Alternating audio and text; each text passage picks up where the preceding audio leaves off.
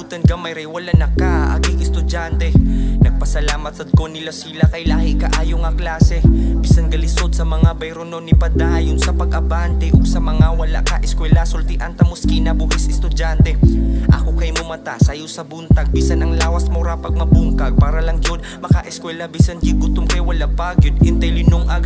Usahay sa poton gusto na manumbagi pasan nakuta ng problema hapit nako dire nga mabungkag ka puya bayaan ning maminaw tanga walay sulod ang tiyan sulod magbound dalang ko og tubig ug balik singko nga pan para malipayon ang klase ako'y magpakatawa sa tanan bahala og huot na kaayo akong dugan og hapit nako makuyapan kabaw mamunga ni eskwela ko dili na tungod sa baon kinahanglan ko nga maning kamot kay basin ang suga namo mapaw kay bisan og buta akong inahan makahikap gihapon sa among naon ni eskwela ko bisa galisod mitiman ina ninyo palihog in town.